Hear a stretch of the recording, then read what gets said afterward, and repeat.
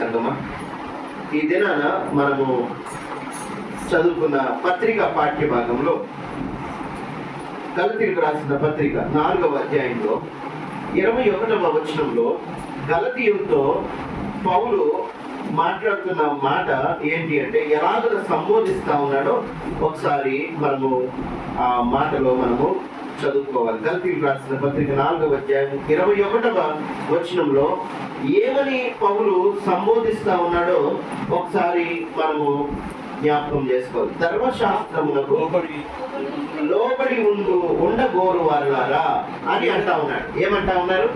ధర్మశాస్త్రములకు లోబడి ఉండగోరు వారులారా అంటాడు. ఇంకా క్లియర్ గా మనకు అర్థం అవ్వాలంటే 1వ అధ్యాయానికి రండి.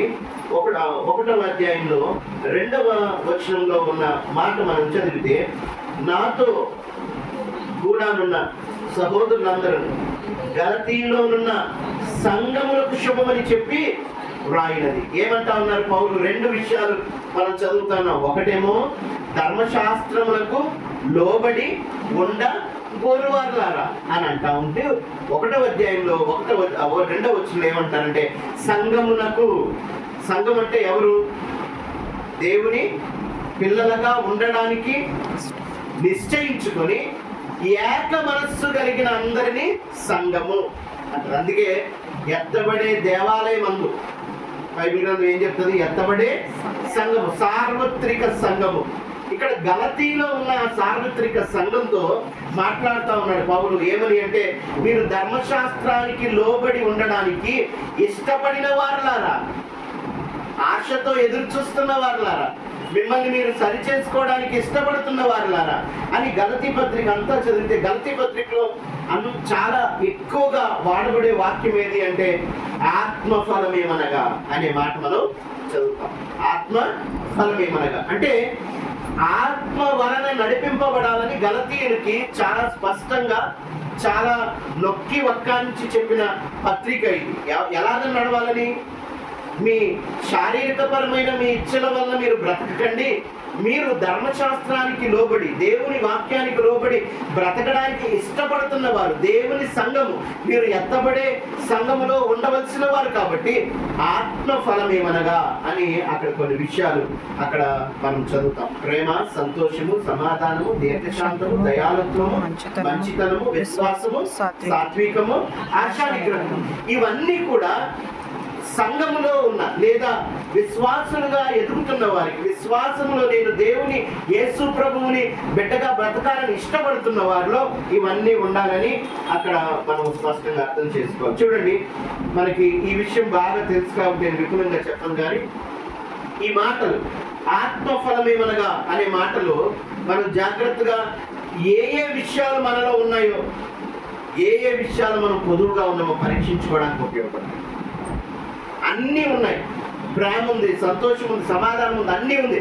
ఆశను నిగ్రహించుకోలేకపోతే కదా, ఈ 9లో ఏది లేకపోయినా మనలో ఏదో లోటు ఉన్నట్టు. 8 ఉన్నాయండి, 7 ఉన్నాయండి, 5 ఉన్నాయండి కాదు. ప్రభు ఏం కోరుకుంటున్నారో తెలుసా? సంపూర్ణత. ఎలాంటి సంపూర్ణత? క్రీస్తునకు కలిగిన సంపూర్ణత. బైబిల్ గ్రంథంలో అత్యంత పవర్ఫుల్ వర్డ్, పవర్ఫుల్ సెంటెన్స్ ఏదైనా ఉందంటే అది ఏంటి అంటే క్రీస్తునకు కలిగిన సంపూర్ణతలో మీరు ఉండాలి అనే మాట. ఎలాగ మారాలంట మనం? సంఘం ఎలా మారాలంట? క్రీస్తులాగా మారాలి. The most powerful influential words. ఎందుకు ఆ మాట చెప్పుకున్నాం?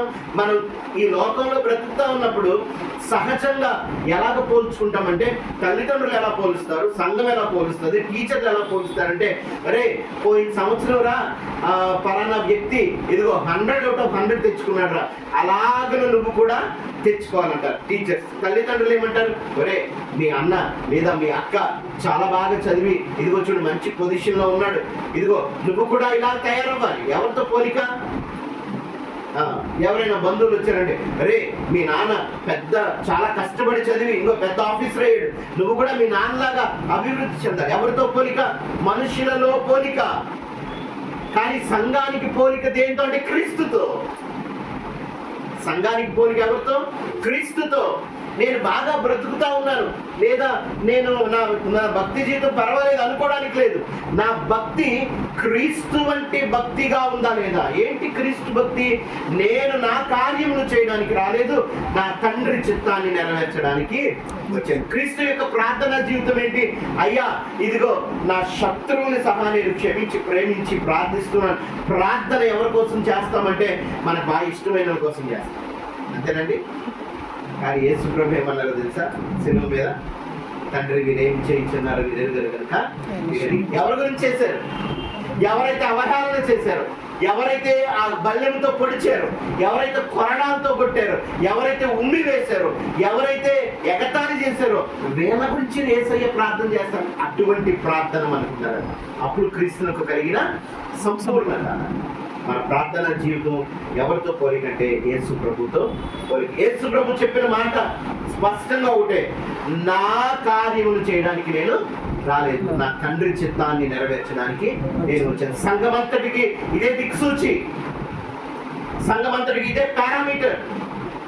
సంఘములో క్రీస్తు సంఘం అంటే ఇదిగో యేసు ప్రభు చేత ఆ ఎత్తబడే గుంపులో, ఆ సార్వత్రిక సంఘములో ఎవరెవరైతే ఉండాలని కోరుకుంటా ఉన్నారో వారందరికి ఇదే దిక్సూచి. ఏంటా దిక్సూచి, ఏంటా పారామీటర్ అంటే యేసు ప్రభు కలిగిన సంపూర్ణత మనలో కూడా ఉండి తీరాలి.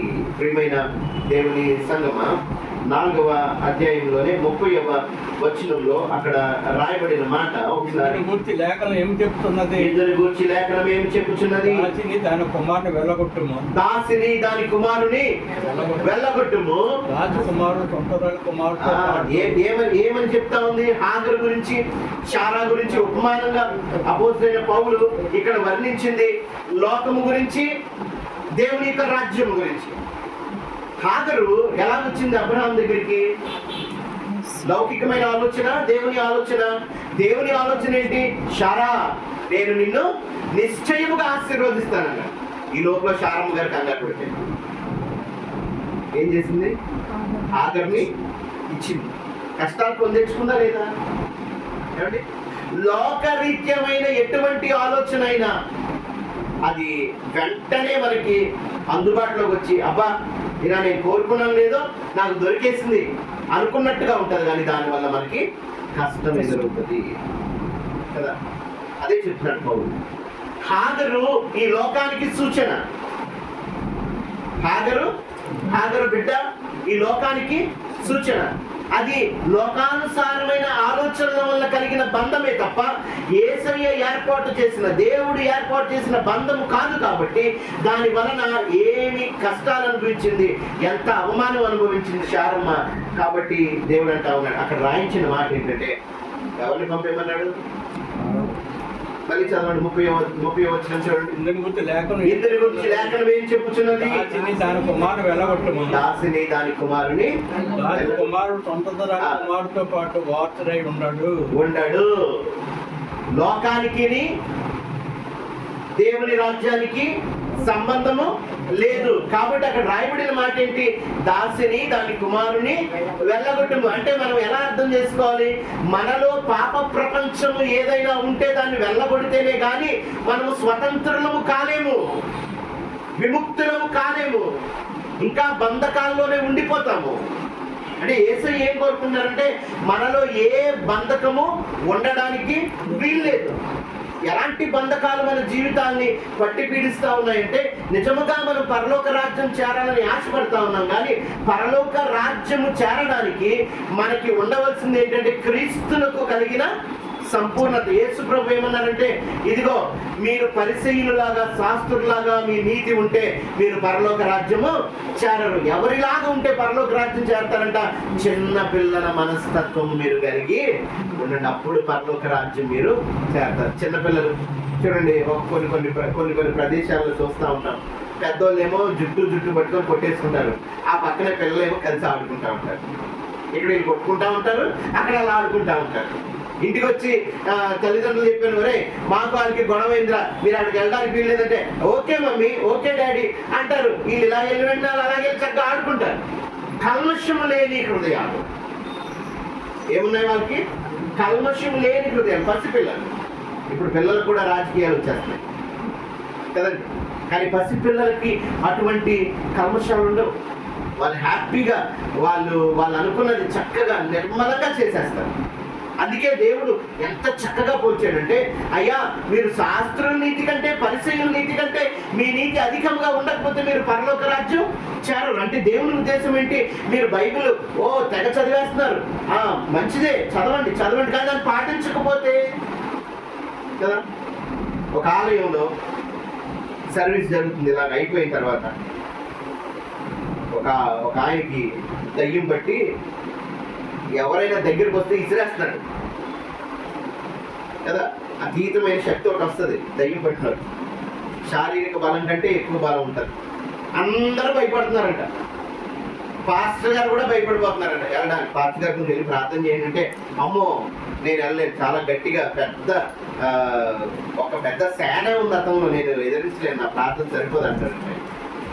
సండే స్కూల్ అయిపోయి చిన్నపిల్లలు వచ్చిందంట. ఏంటి అందరూ ఇంత గరిబిలిగా ఉందంటే చూస్తా ఉందంట. ఇంకో అతను దయ్యం పట్టింది, ఎవరి దగ్గరికి వెళ్ళట్లేదు, నువ్వు ఇలాగా తల్లిదండ్రులు వెనక్కి లాగారు, మీరు ఇలా కాసేపు ఉండండి అని చెప్పి ఈ పిల్ల చక్కగా నడుచుకుంటూ వెళ్ళిపోతున్నాడు. ఎక్కడికి? దయ్యం పట్టినాయి. వెళ్ళిపోతుంటే తల్లిదండ్రులు వారిస్తా ఉన్నారంట. పాస్టర్ గారు వద్దంటున్నారంట. పాస్టర్ గారు వద్దంటే మానేయాలి కదా, మరి మానేయట్లేదు. ఇంకా చిన్నపిల్ల చక్కగా వెళ్ళింది, చెవిలో మాట చెప్పి వచ్చేసింది. పట్టుకొని పడి వెళ్ళిపోయిందంట దయ్యం. చిన్న మాట చెప్పి వచ్చేసింది, పడిపోయాడు. దయ్యం వదిలి వెళ్ళిపోయింది. అందరూ అడుగుతున్నారంట, మేమెవరో ఎదిరించలేకపోయాం అంటే, యేసయ్య నామాన నువ్వు వెళ్ళిపో అన్నాడు. సింపుల్. ఏముంది ప్రజలందరిలో లేనిది ఈ చిన్న బిడ్డలో ఏముంది? నమ్మింది. నా యేసయ్య నామాన్న ఎటువంటి శక్తి అయినా లొంగవలసిందే అని నమ్మి ధైర్యంగా ఒక అడుగు ముందుకు వేసి, యేసయ్య నామాలను వెళ్ళిపో, నీకు ఇక్కడ సంబంధం లేదు, ఇక్కడంతా దేవుని ప్రజలు వెళ్ళిపో అన్నదంటే చక్కగా వచ్చేసింది కదా. చిన్నపిల్ల యొక్క మనస్తత్వం ఎలా ఉంటుందంటే, వాళ్ళు ఏం పెట్టారో అది నమ్ముతారు, ఏం నమ్ముతారో అది చేస్తారు. పెద్దలు బాగా తెలివైపోయిన వాళ్ళు మనం ఏం చేస్తామంటే చాలా లెక్క వేస్తాం. ఆ లెక్క ఇలాగైతే ఇలాగైతే అలాగా విశ్వాసం దాటిపోతప్పుడు దేవుని వాక్యం ఏం సెలవిస్తామంటే, ఇదిగో నువ్వు నమ్మేవా దేవుని మహిమను చూస్తావు. ఏం చేయాలి? మనం నమ్మాలి, దేవుని మహిమను చూస్తాం. ధర్మశాస్త్రంకు లోబడి ఉండగోరు వారులారా, ఇదిగో యేసయ్య సంఘములో ఉండడానికి ఆశపడుతున్న వారులారా, ఇదిగో ఈ లోకానికి సంబంధించినంతా మీరు బయటికి తీసి పారవేయండి అని దేవుని వాక్యం సెలవిస్తా ఉంది. యోహాను గారు రాసిన మొదటి పత్రికలో 2వ అధ్యాయంలో చూడండి, లోకము ఎంత భయంకరమైన విషయాల్లో కొట్టుమిట్టాడుతూ ఉందో అక్కడ మనందరికి బాగా తెలిసిన వాక్యమే, కానీ మరలా చదువుతాం. యోహాను గారు రాసిన మొదటి పత్రికలో 2వ అధ్యాయంలో 15వ వచనం నుంచి 17 వచనాల వరకు రాయబడిన మాట మనం చదివితే అక్కడ స్పష్టముగా దేవుని ఆజ్ఞ ఏంటో మనకు అర్థమవుతుంది. 17వ వచనం చదువుతాం. లోకము దాని ఆశయు గతించిపోవచ్చున్నవి గాని దేవుని చిత్తమును జరిగించువాడు నిరంతరమును నిలుచును. లోకము దాని ఆశ గతించిపోతుందంటే గాని దేవుని చిత్తము జరిగించువాడు ఎలా ఉంటాడట? నిరంతరము నిలుచును. చదవండి. చిన్నపిల్లలారా, ఇది కడవరి గడియ. క్రీస్తు విరోధి వచ్చునని మీరు వింటిరి కదా. ఇప్పుడును అనేక మంది క్రీస్తు విరోధులు బయలుదేరి ఉన్నారు. చూడండి, స్పష్టంగా యోహాను గారు ద్వారా దేవుడు రాయించిన మాట ఏంటంటే, లోకము దాని ఆశ గతించిపోతుంది కానీ దేవుని చిత్తము చేయడానికి ఇష్టపడేవారు, ఆశపడేవారు శాశ్వతంగా నిలుస్తారు. అంటే ఇక్కడ చనిపోయినా మరలా పరలోక రాజ్యంలో మనము నిత్యము నివసిస్తాము. ప్రియమైన దేవుని సంఘం, లోకంలో ఉన్న ఏంటంట? 3: నేత్రాశ, శరీరాశ, జీవపుణము. ఈ 3 యేసయ్య దగ్గర నుంచి వచ్చినవి కాదు, మనం కల్పించుకున్నవి, మనము పెంచి పోషించేవి. ఏంటవి? నేత్రాశ, శరీరాశ, జీవపుణము. ప్రియమైన దేవుని సంఘమా, ఈ లోకాశలలో ఎవరైతే ఉంటారో వాళ్ళు గతించిపోతారు కానీ దేవుని చిత్తమును నెరవేర్చేవారు మాత్రం శాశ్వతంగా నిలుస్తారు అనే మాట మనం చదువుకొని ఆనందిద్దాం. ఏదైనా మనం విడిచిపెట్టవలసిన 3 విషయాల్లో ఏమన్నా ఉంటే మనం విడిచిపెట్టడానికి ఇష్టపడాలి. నేత్రాశ చూడడం బట్టే అవ్వమ్మ గారు పడిపోవలసి వచ్చింది. ఆ జోలికి వెళ్ళదంటే అక్కడికి వెళ్ళి చూసి అబ్బా చూడడానికి ఎంత బాగున్నాయో, తినడానికి ఎంత బాగున్నాయో. జీవపు డంబము అవ్వమ్మ గారు చెప్పాడు దేవుడు, అయ్యా అమ్మ ఆదాము అవ్వలారా ఆ జోలికి వెళ్ళకండి. అపవాది అబద్ధం చెప్పింది. ఏమని? అబద్ధికుడు అబద్ధమే చెప్తాడు. ఏమని చెప్పాడు? మీరు తింటే మీరు దేవుడిలాగా అయిపోతారు, దేవదూతల్లాగా అయిపోతారు అన్నాడు. అబద్ధం అది. కానీ జీవపు డంబము దేవుడు మనకి ఏ బ్రతికిచ్చాడో ఆ బ్రతుకులో ఉండడానికి మనం ఇష్టపడాలి. దేవుడు మనకి ఏ పరిస్థితులు పెట్టాడో ఆ పరిస్థితిలో ఉండడానికి మనం ఇష్టపడాలి. హెచ్చులకు పోకూడదు. జీవపు డంబం కదా, శరీరాశ, నేత్రాశ, జీవపు డంబం. జీవపు డంబం ఏం చేస్తుంది? మనల్ని మనం తగ్గించుకోకుండా చేసేస్తుంది. యేసు ప్రభువుని తిట్టి కొడుతుంటే తండ్రి తనను తాను ఇదిగో ఆ తండ్రి చిత్తాన్ని నెరవేర్చడానికి, ఆ పరలోకపు చిత్తము నెరవేర్చడానికి యేసు ప్రభు ఏం చేశారంటే తనను తాను ఏం చేశారు? తగ్గించుకున్నారు, ఓర్చుకున్నారు. ఇక్కడ మనం అర్థం చేసుకోవాలి. జీవపు డంబము అంటే, జీవపు డంబం అంటే ఏంటి అసలు? జోబులో రూపాయి లేనోడు నేను చాలా గొప్పండి, నా దగ్గర 1,00,000 రూపాయలు ఉన్నాయి అన్నాడు అనుకోండి, డంబాలే కదా. నేను వెంటనే ఎవరైనా వచ్చి నీ దగ్గర 1,00,000 ఉంది కదా, 10,000 ఇవ్వంటే, ఇప్పుడు 1,00,000 ఉన్నాయి అన్నాడు కదా గొప్పలకి. ఇప్పుడు ఏం చేయాలి మరి?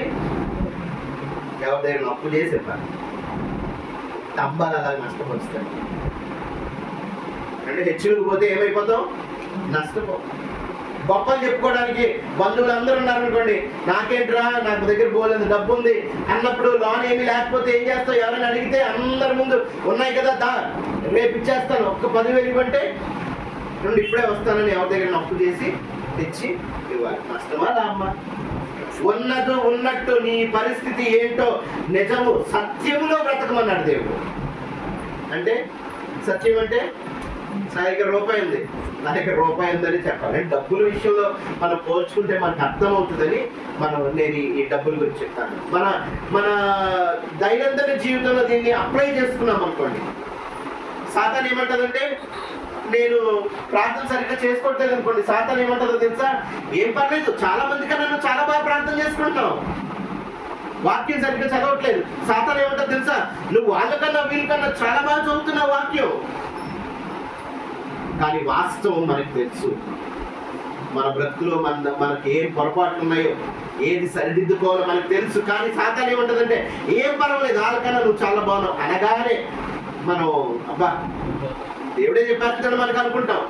కానీ దేవుడు ఎప్పుడు గుర్తుపెట్టుకోండి, దేవుడు ఎప్పుడు కూడా నిన్ను తెగమెచ్చేసుకోండి. నువ్వు పొగట్టు దేవుడు ఎప్పుడు ఒక్కసారి పొగుతాడు. ఒక్కసారి ఎప్పుడో తెలుసా? అలా నమ్మకమైన మంచి దాసుడా రా, నేను నీకు ఒక ఏర్పాటు చేశాను పరలోకంలో సీట్, రా ఒకసారి.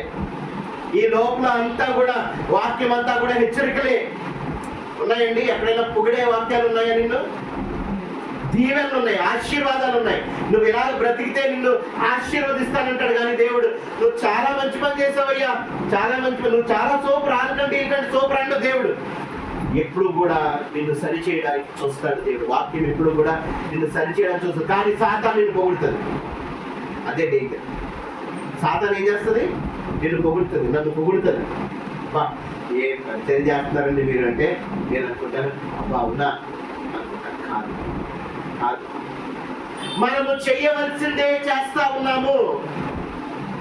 చెయ్యవలసిన దానికంటే తక్కువే చేస్తా ఉన్నాం, కానీ ఎక్కువేమీ చేయటం లేదు. దేవుడు మనకి ఇచ్చిన బాధ్యతను మనం నిర్వర్తిస్తూ ఉన్నాం తప్ప దానికి మనము ఏది పెద్ద మనము హెచ్చులకు పోయి మనం చాలా గొప్ప పనులు చేసేస్తాం అనుకోవడానికి లేదు. సాతాను యొక్క ట్రిక్ అది. అందుకే దేవుడు అంటాడు, జీవపు డంబము జోలికి మీరు నేను ఎదుటివారిని నాకంటే యోగ్యునిగా ఎంచుకోవాలని పౌలు హెచ్చరిక చేస్తున్నాను. ఎలాగా? ఎదుటివారిని నాకంటే యోగ్యునిగా ఎంచుకోవాలి, నాకంటే గొప్పవానిగా ఎంచుకోవాలి. ప్రియమైన దేవుని సంఘం, అప్పుడు మనలో గర్వము రాదు. చూడండి, కొరింథీయులకు రాసిన 2వ పత్రికలో 6వ అధ్యాయంలో 14వ వచనం చదివితే చూడండి, లోకం ఎలా ఉంటుంది, లోకానికి మనకి ఎలాంటి డిస్టెన్స్ మనం పెట్టుకోవాలో అక్కడ స్పష్టంగా రాయబడింది. 6వ అధ్యాయము 14వ వచనాన్ని చదివితే అక్కడ తెలుస్తుంది. మీరు అవిశ్వాసులతో, చదవనమ్మా. మీరు అవిశ్వాసంతో తోడుగా ఉండబడి, మీరు అవిశ్వాసులతో జోడుగా ఉండకుడి. నీతికి దుర్నీతితో ఏమి నీతికి దుర్నీతితో ఏమి సాంగత్యము, వెలుగునకు చీకటితో ఏమి వెలుగునకు చీకటితో ఏమి పొత్తు, క్రీస్తుతో ఏమి సంబంధము, అవిశ్వాసితో విశ్వాసికి పాలికడ, దేవుని ఆలయములకు విగ్రహములతో ఏమి పొందిక, మనము జీవము గల దేవుని ఆలయమై ఉన్నాము. చూడండి, దేవుడు ఖచ్చితంగా మాట్లాడుతున్న మాట ఏంటంటే, విశ్వాసకి అవిశ్వాసితో పొత్తేంటి అంటే దాని అర్థము యేసు ప్రభువుని ఆరాధించే వారితో మీరు సహవాసం చెయ్యొద్దని కాదు, వారి నిర్ణయాలు మిమ్మల్ని ఇన్ఫ్లుయెన్స్ చేయకూడదు కదండి. ఈ లోకంలో మనం బ్రతుకుతా ఉన్నప్పుడు యేసు ప్రభువుని అంగీకరించిన వారితో కూడా మనం స్నేహం చేస్తాం, యేసు ప్రభువుని అంగీకరించే వారి కోసం ప్రార్థన చేస్తాం, యేసు ప్రభువుని ఇంకా నిజమైన రక్షకునిగా అంగీకరించిన వారితో మనకు ఫ్రెండ్షిప్ ఉంటుంది. ఇవన్నీ ఉండొచ్చు, కానీ వారికి పొత్తు అంటే వారి ఇన్ఫ్లుయెన్స్ మన మీద పడకూడదు. దేవుని బిడ్డలు ఏదైనా మాట చెప్తే ఆ మాట గురించి ఆలోచించచ్చు, కానీ సాతాను నిన్ను ఎలా అటాక్ చేస్తుంది అంటే, ఇదిగో నీ ఫ్రెండ్స్ ద్వారా అటాక్ చేయొచ్చు. నువ్వు తీసుకునే నిర్ణయాలు వారి నిర్ణయాలు అవ్వకూడదు, దేవుని నిర్ణయాలు అవ్వాలి. విశ్వాసికి అవిశ్వాసితో ఏంటి పొత్తు అని దేవుని వాక్యం సెలవిస్తాం. ఒక సహోదరుడు ఒక అమ్మాయిని ప్రేమించి పెళ్లి చేసుకున్నాడు. చాలా చెప్పి చూసాం, బాబు నువ్వు దేవుని కోల్పోతామేమో, జాగ్రత్త జాగ్రత్త. లేదు లేదు, నేను చాలా తెలివైనోడిని అన్నాడు. ఏమన్నాడు? నేను చాలా తెలివైనోడిని, నా భార్యను నేను చక్కగా మార్చేసుకోగలను అన్నాడు. కొంతకాలం పోయే కాలం కనబడమే మానేశాడు. ఏంట్రా బాబు అంటే, దేవుని మర్చిపోయాడు. పొత్తు కుదరదు. విశ్వాసికి అవిశ్వాసితో ఏంటి పొత్తు అంటే అదే అర్థం. నువ్వు వాళ్ళ మాయలో పడిపోవచ్చు, నువ్వు వాళ్ళ ఇన్ఫ్లుయెన్స్ లో పడిపోవచ్చు. జాగ్రత్త. దేవునికి విరోధమైన ఏ సంబంధం కూడా నువ్వు పెట్టుకోవడానికి వీల్లేదు. ఎందుకు అంటే నువ్వు ప్రాముఖ్యమైన దేవుని కృపను పోగొట్టేసుకుంటావేమో, దేవునికి దూరం అయిపోతావేమో. జాగ్రత్త అని దేవుని వాక్యం సెలవిస్తాం. ప్రియమైన దేవుని సంగమం, ఈ వాటలను బట్టి మనం పరీక్షించుకోవాలి. లోకానికి సంబంధించిన ఏదైనా మనల్ని ఇన్ఫ్లుయెన్స్ చేస్తూ ఉందా, మన నిర్ణయాల మీద అది ఇంపాక్ట్ చూపిస్తూ ఉందా, మనము ఆలోచన చేయాలి. మన ఆలోచనలు ఎప్పుడు కూడా ఎలాగైనా the most powerful words in the Bible ఏంటని చెప్పుకున్నాం? క్రీస్తులకు కలిగిన సంపూర్ణత మీరు కలిగి ఉండడానికి ప్రయాసపడండి. ఎవరికి కలిగిన సంపూర్ణత? క్రీస్తులకు కలిగిన సంపూర్ణత. యేసయ్యలాగా ఆలోచించగలగాలి విశ్వాసి, యేసయ్యలాగా క్షమించగలగాలి విశ్వాసి, యేసయ్యలాగా ఇదిగో ఉన్నతమైన ప్రార్థనా జీవితం కలిగి ఉండాలి విశ్వాసి. మన పోలిక యేసయ్యతోనే తప్ప ఈ లోకరీత్యమైన మనుషులతో కాదని దేవుని వాక్యం సెలవిస్తాం. యాకోబు పత్రిక 4వ అధ్యాయం 4వ వచనంలో చూడండి, లోక రీత్యంగా ఆలోచన చేస్తే ఎలాగో మనం దేవునికి శత్రువులం అయిపోతా ఉన్నామో అక్కడ స్పష్టంగా రాయబడిన మాట. యాకోబు పత్రిక 4వ అధ్యాయము 4వ వచనం చదువుతా. వ్యభిచారులారా, ఈ లోక స్నేహము దేవునితో వైరమని మీరు ఎరుగరా? చూడండి జాగ్రత్తగా ఎలాంటి పదజాలాన్ని అక్కడ ఉపయోగిస్తా ఉన్నాడు యాకోబు. వ్యభిచారులారా అంటే నమ్మకత్వము లేని వారులారా, దేవునికి నమ్మకమైన బిడ్డలుగా ఉంటామని మరలా లోకంలో బ్రతుకుతున్నవే ఆధ్యాత్మికమైన వ్యభిచారం. శారీరకపరమైన వ్యభిచారం ఏంటి? ఒక భర్తకి లోబడి ఉండకపోతే అది శారీరకపరమైన వ్యభిచారం, ఒక భార్యకు కట్టుబడి ఉండకపోతే అది శారీరకపరమైన వ్యభిచారం. కానీ ఆధ్యాత్మిక వ్యభిచారం ఏంటి అంటే నేను దేవుని బిడ్డగా ఉంటానని ప్రమాణం చేసిన తర్వాత మరలా లోకరీత్యంగా ఆలోచన చేసిన, లోకరీత్యంగా ప్రవర్తించిన, అది దేవుని దృష్టిలో ఆధ్యాత్మికమైన వ్యభిచారము. అందుకే ఏమంటా ఉన్నాడంటే చూడండి, ఏమని సంబోధిస్తా ఉన్నాడు చూడండి. 4వ అధ్యాయం 4వ వచనం మరలా ఒక్కసారి చదువుతాం. వ్యభిచారులారా, ఈ లోక స్నేహము దేవునితో వైరమని మీరెరుగరా? కాబట్టి ఎవడు ఈ లోకముతో స్నేహము చేయకూడను వాడు దేవునికి ఏమైపోతున్నాడంట? శత్రువగును. ఎవడు ఈ లోకముతో స్నేహము అంటే ఈ లోకనిత్యమైన కార్యం. దేవుని గ్రంథం ఏం చెప్తా ఉంది? క్షమించమంటా ఉంది. నేను క్షమించను అంటూ ఉన్నామంటే దాని అర్థం ఏంటి? దేవుని శత్రువులు అయిపోతుంది. ఈ లోకనిత్యమైన విషయాలు ఏమంటదంటే, ఇదిగో ఆడికి మాకు పడదు అంటది. కానీ బైబిల్ ఏమంటది? నీకు శత్రువులే ఉండడానికి వీల్లేదా కదండి. అంటే ఎంత వ్యత్యాసమో చూడండి. నిన్ను ఆధ్యాత్మికంగా పాడేయడానికి అపవాది అనేకమైన లోకరిత్యమైన డంబాలను నిన్ను పెట్టేస్తుంది. కానీ దేవుని వాక్యం క్లియర్ గా మనకి స్టేట్మెంట్ ఇస్తా ఉంది. ఏమని? ఈ లోకరీత్యమైన విషయాలు ఏది నీలో ఉన్నా నువ్వు దేవుని శత్రువు అయిపోతావు. బాబోయ్, యేసుప్రభు అంటే మనకి ఎంత ఇష్టమో కదా. యేసుప్రభు శత్రువు అవడం అంటే మనం ఊహకు కూడా అందరి విషయం, అది ఊహించుకోలేదు. కానీ దేవుని వాక్యం చెప్తావు, నీలో పరిపూర్ణత లేకపోతే నువ్వు పడిపోయే అవకాశం ఉంది. కాబట్టి పరిపూర్ణత వైపు నడవమని ప్రభువు ప్రోత్సహిస్తూ ఉండగా ప్రకటన గ్రంథం 18వ అధ్యాయం 4వ వచనంలో దేవుడు సలహా ఇస్తా ఉన్నాడు. ప్రభు స్పష్టంగా మాట్లాడుతూ ఉన్నాడు. 18వ అధ్యాయానికి రండి. 4వ వచనాన్ని చదివితే అక్కడ ప్రభువు రాయించిన మాట, మరియు ఇంకొక స్వరము పరలోకం నుండి ఇలాగ చెప్పుట వింటి, నా ప్రజలారా, జాగ్రత్త గమనించండి. ప్రభు ఏం మాట్లాడుతున్నారంటే, నా ప్రజలారా మీరు దాని పాపములో పాలివారు కాకుండానట్లు దాని తెగుళ్ళలో ఏది మీకు ప్రాప్తింపకుండానట్లును దానిని విడిచి రండి. ప్రభు ఎవరు పిలుస్తా ఉన్నారు? ఈ లోకానికి సాదృశ్యంగా ఉన్న దాంతో మాట్లాడితే ఏమన్నారంటే, ఇంకో ఈ లోకంలో పాపం ఉంది, దానిలో మీరు పాలువారు కాకండి. ఈ లోకంలో వ్యభిచారం ఉంది, దాంతో మీరు పాలువారు కాకండి. ఈ లోకంలో ఇదిగో పాపాన్ని క్షమించే మంచి మనస్సు లేదు, దానితో మీరు పాలువారు కాకండి. ఈ లోకంలో ఏముంది అంటే అహంకారం ఉంది, డంబం ఉంది, నేను అనే అతిశయం ఉంది, దానిలో మీరు పాలువారు కాకండి. ఈ లోకంలో ఏముంది అంటే నా గొప్ప, నేను అన్నట్టుంటది. కానీ దేవుడు అంటాడు, ఇతరులను మీకంటే యోగ్యులుగా మీరు ఎంచుకోండి, దాని జోలికి మీరు పోకండి, మీరు దానిలోకి బయటికి రండి. అక్కడ వాడబడిన మాట ఏంటి? మీరు బయటికి రండి. బయటికి రావాలంటే ఎవరు అడిగయ్యారు ముందు అండి?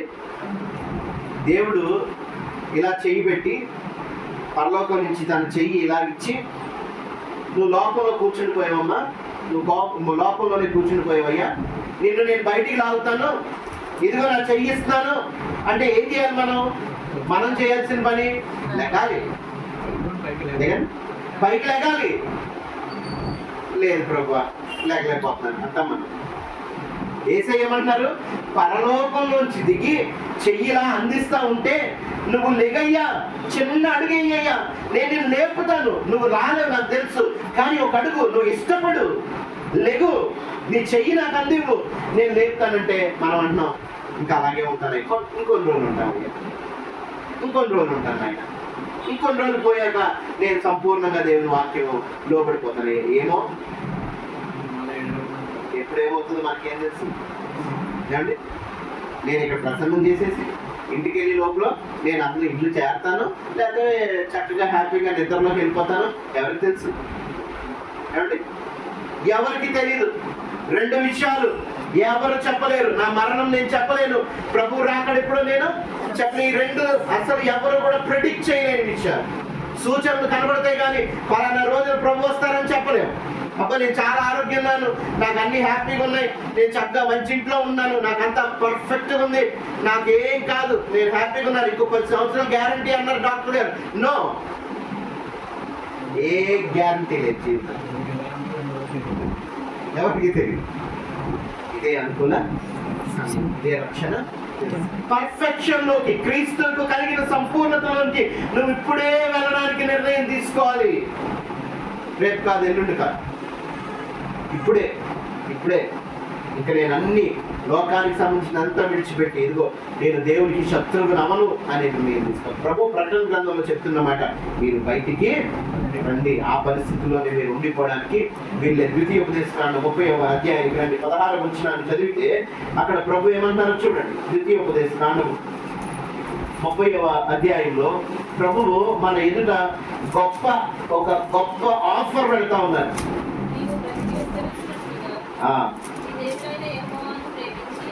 నీవు బ్రతికి విస్తరించినట్లుగా నీ దేవుడైన యెహోవాను ప్రేమించి ఆయన మార్గములు యందు నడుచుకొని ఆయన ఆజ్ఞలను, కట్టడలను, విధులను ఆచరించుమని నేను నీకు ఆజ్ఞాపించుచున్నాను. చూడండి, ఇది ఎందుకంట? దేవుని ఆజ్ఞలు సంపూర్ణంగా పాటించమని ఎందుకు చెప్తా ఉన్నారంట? ఆ పై పదం చదువుతాను ఒకసారి. చూడుము, నేడు నేను నీకు జీవమును, మేలును, మరణమును, కీడును నీ ఎదుట ఉంచి ఉన్నాను. చూడండి, ప్రభు అంటా ఉన్నారు, నిర్ణయం నువ్వు తీసుకోవాలి. ఆ కుర్చీలోంచి లెగిసి అయ్యా నువ్వు చెయ్యి అందిస్తా ఉన్నావు, నా చెయ్యిదిగో నన్ను లేపు అని నిర్ణయం ఎవరు తీసుకోవాలి? నేను తీసుకోవాలి, మనమందరం తీసుకోవాలి. అందుకే ప్రభు ఏమంటారంటే, నేడు నీకు ఒక అవకాశం ఇస్తా ఉన్నాను, జీవమును మేలును. చాలు, మనం అక్కడ ఆ జీవము మేలు మీదే ఉండాలి మన దృష్టి ఎప్పుడు కూడా. ఏ మనిషి కూడా తనకు తాను కీడు చేసుకోకూడదు. కానీ మనం అర్థం చేసుకోవాలి, చాలా సార్లు మనం తీసుకునే నిర్ణయాలు మనకి కీడు చేస్తాయి. మనం తీసుకునే నిర్ణయాలు ఏం చేస్తాయి? ఒకసారి మనకి కీడు చేస్తాయి. దేవుడు అంటా ఉన్నాడు, నేను నీకు మేలు జీవం పెట్టాను, దాంట్లో ఉండు. ఆ మేలు జీవం కావాలంటే సంపూర్ణముగా దేవుని వాక్యానికి మనము విధేయులమైపోవాలి. యోహాను సువార్త 6వ అధ్యాయంలో 5వ వచనంలో చూడండి, దేవుడు మనకు చేసిన ప్రతి మేలును బట్టి దేవుడు మన జీవితాన్ని ఒక్కొక్కసారి పరీక్షిస్తాడు. 6వ అధ్యాయంలో 5వ వచనాన్ని ఒక్కసారి చదివితే అక్కడ రాయబడిన మాట, కాబట్టి యేసు కన్నులెత్తి బహుజనులు తన యొద్దకు వచ్చుట చూచి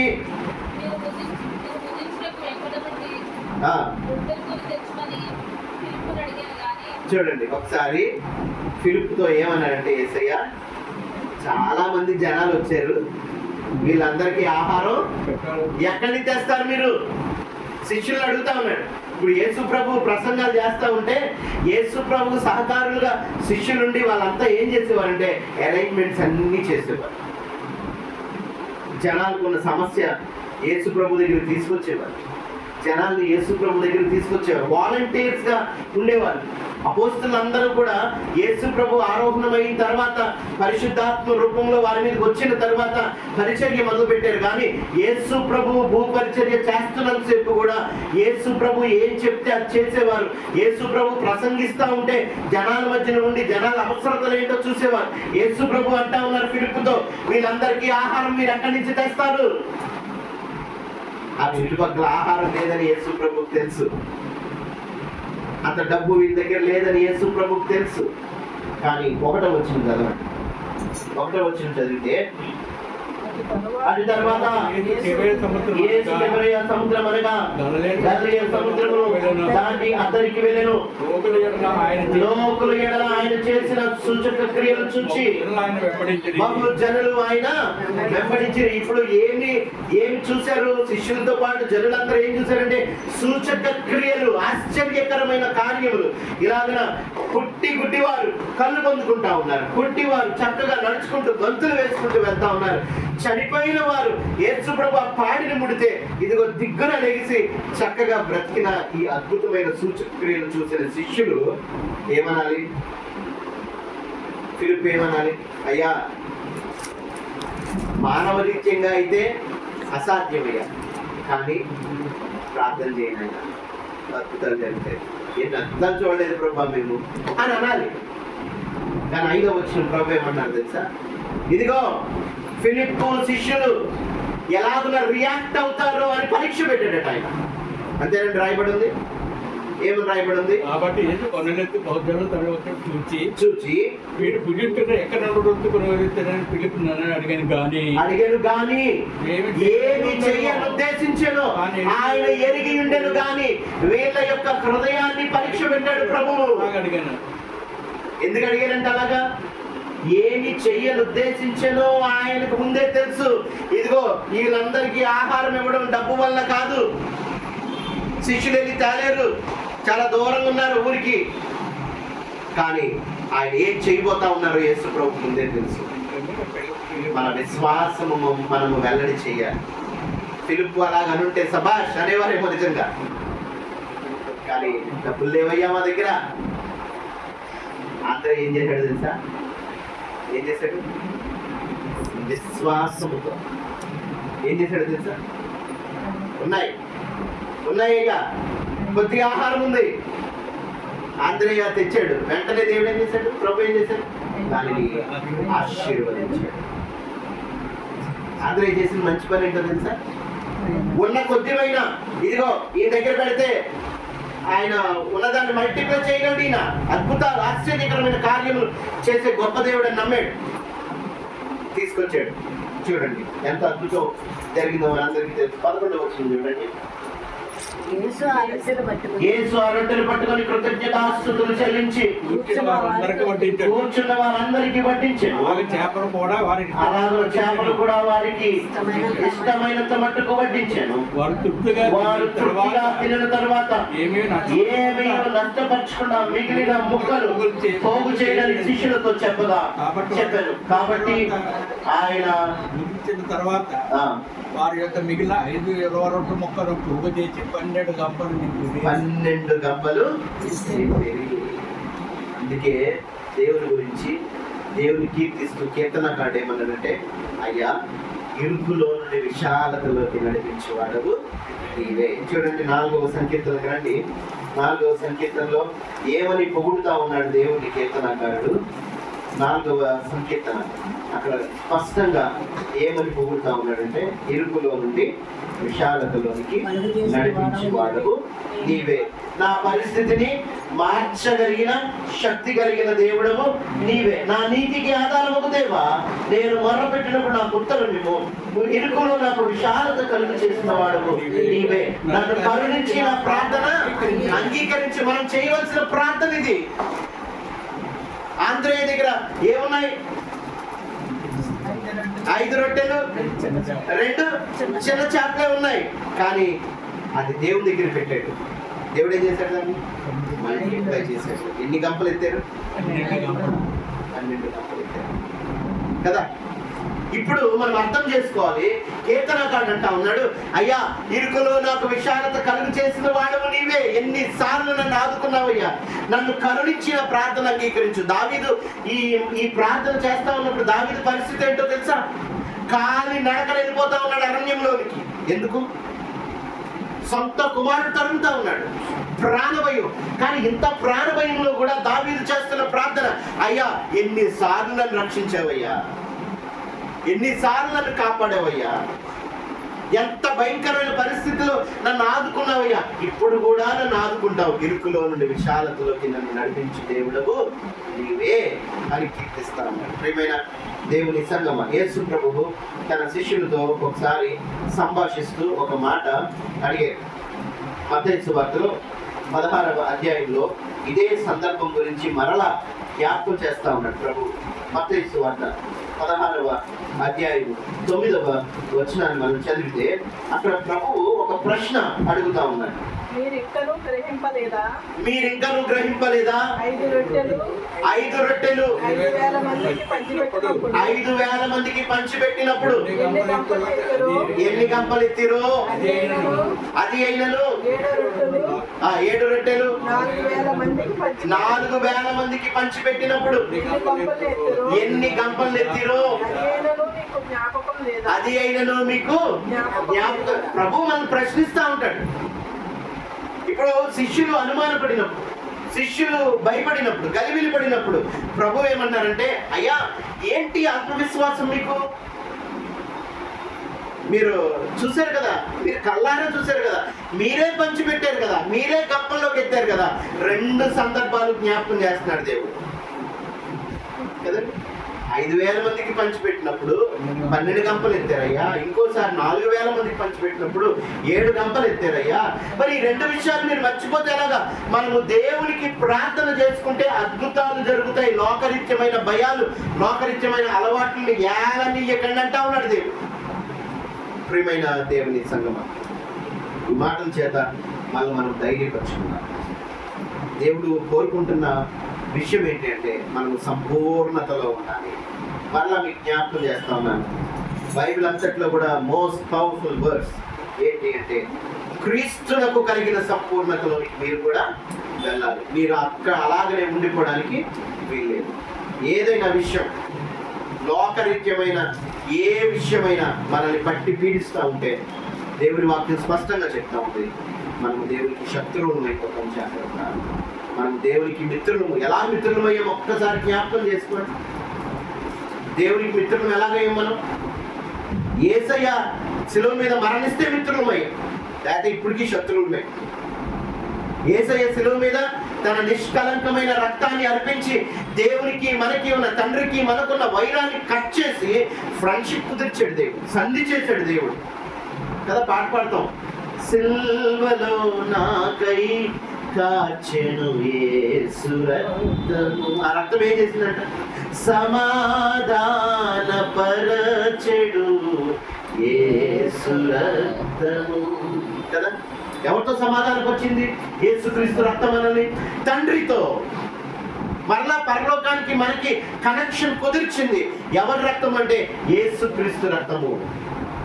కాబట్టి ఆ రక్తానికి విలువిచ్చి మనం క్రీస్తులకు కలిగిన సంపూర్ణతలోకి వెళ్ళినప్పుడు మనము దేవునితో ఉన్న స్నేహాన్ని కంటిన్యూ చేయగలుగుతాం. లేదంటే లోకరీత్యమైన ఏ విషయం మనల్ని పరిపాలించినా అక్కడ మనం దేవునికి శత్రువులు అయిపోతామని దేవుని వాక్యం సెలవిస్తూ ఉంది.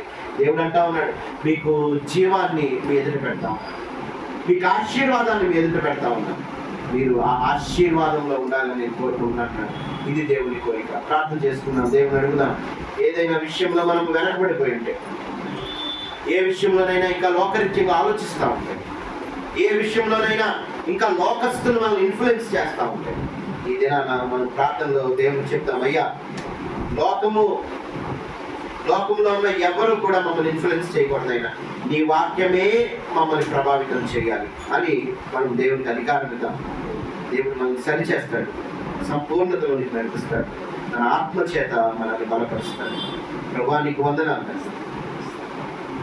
గొప్ప దేవుడు నాయన, నీ వాక్యం గొప్పది నాయన, మమ్మల్ని బాగు చేసేది, సరి చేసేది నాయన. నీ కృపలో మమ్మల్ని జ్ఞాపకం చేస్తాం. ఆశ్చర్యకరమైన నీ కార్యములను బట్టి, గంభీరమైన నీ కార్యములను బట్టి మీకు వందనాలు, స్తుతులు, స్తోత్రములు నాయన. మేమందరము తండ్రి ఏక మనసుతో ప్రార్థించుకుంటున్నాం. నా జీవితాన్ని మీ ఎదుట పెడతా ఉన్నాను తండ్రి, మా అందరి జీవితాలు మీ ఎదుట పెట్టుకుంటున్నాం అయ్యా. నాలో ప్రభువా మీ వాక్యానికి విరోధంగా ఏది ఉన్నా ప్రభువా నీ మాటలను బట్టి నన్ను క్షమించమని అడిగి ప్రార్థిస్తున్నాను. మీకు విరోధం ఉన్న సమస్తము తొలగించండి నాయన. ఇదిగో తండ్రి, మేమందరము ఏకీభవించి అడుగుతా ఉన్నాం తండ్రి, ఏ విషయంలోనైనా అయ్యా ప్రభా మీకు విరోధంగా ఆలోచిస్తా ఉన్నామేమో, ఏ విషయంలోనైనా ప్రభా ఇంకా ఎవరైనా క్షమించలేకపోతా ఉన్నామేమో, ఏ విషయంలోనైనా ఇంకా మమ్మల్ని మేము హెచ్చించుకుంటా ఉన్నామేమో తండ్రి, మాకు తగ్గింపు అనుగ్రహించినాయి. మీతో వైరము తండ్రి మాకు నష్టమున్నాయి, లోకంతో స్నేహము మాకు నష్టమున్నాయి అయ్యా. మీకు లోబడి ఫలించే వారిగా, జీవము కలిగిన వారిగా, ఆశీర్వాదం పొందుకునే వారిగా తండ్రి మమ్మల్ని రూపుదిద్దమని మీరు మహిమ పొందుతున్నారు. యేసయ్య పరిశుద్ధమైన దివ్యమైన నామమున మిక్కిలి వినయంగా అడిగి వేడుకొని ప్రార్థన చేసుకుంటా ఉన్నాం. ఆమేన్, ఆమేన్.